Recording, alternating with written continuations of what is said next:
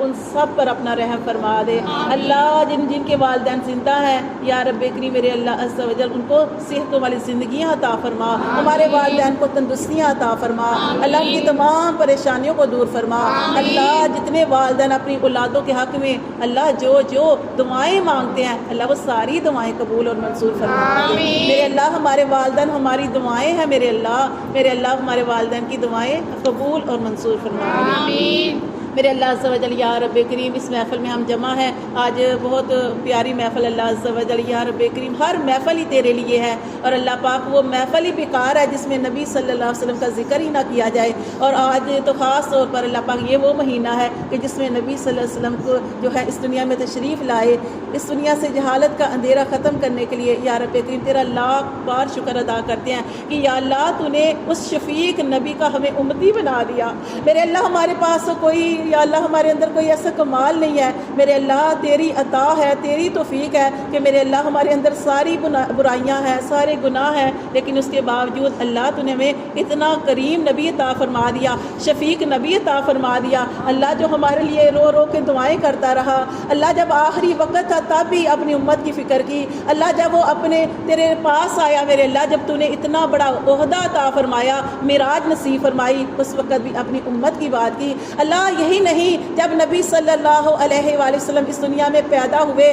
اس دنیا میں تشریف لائے، تو سب سے پہلے پیدا ہوتے ہی ایک لمبا سجدہ کیا اور دعا کی، اللہ سے دعا کی، ربی حب لی امتی، اللہ سے دعا کی اپنی امت کے بارے میں۔ اللہ اتنا شفیق نبی جو پیدا ہوتے ہی دعا کرے، آخری ٹائم بھی دعا کرے، اور یہی نہیں میرے اللہ جب سارے رشتے ہم سے کٹ جائیں گے، جب والدین کا رشتہ بھی جو ہے وہ دور ہو جائے گا، جب ہمارے بچے ہماری اپنی اولاد ہم سے دور ہو جائے گی، جب والدین اپنے بچوں سے کہیں گے بیٹا بیٹی آج ایک نیکی کی ضرورت ہے مجھے دے دو، لیکن اس وقت بیٹی کہے گی، بیٹا کہے گا کہ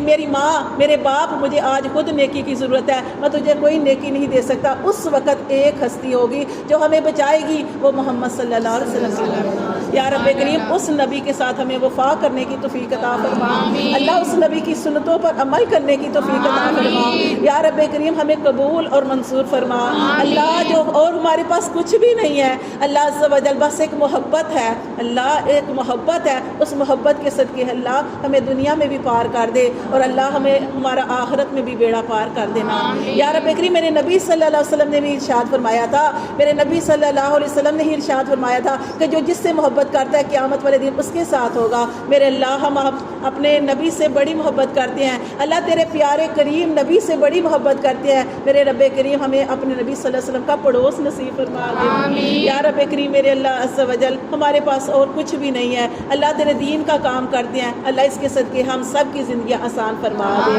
میرے اللہ دین کی محفلوں میں جمع ہوتے ہیں، اللہ ہمیں قبول اور منظور فرما دے۔ میرے اللہ اس محفل میں آنے والے تمام لوگوں کو اپنی بارگاہ الہی میں قبول اور منظور فرمانا، ان کی تمام پریشانیوں کو، غموں کو، دکھوں کو دور فرما دینا۔ اللہ تمام آنے والوں کو اور اس کے علاوہ جو گھروں میں ہیں، جو ہسپتالوں میں ہیں،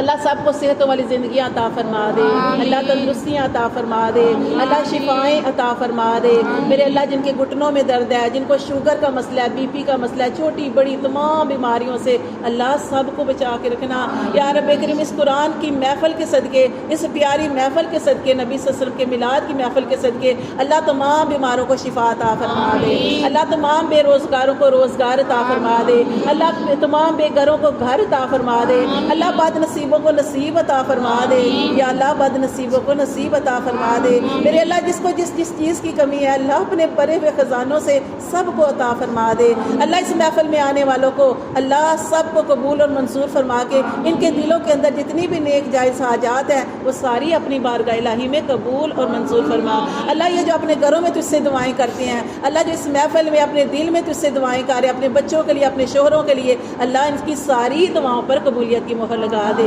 یا رب کریم ان کے دلوں کو سکون عطا فرما، ہمارے دلوں کو قرار عطا فرما۔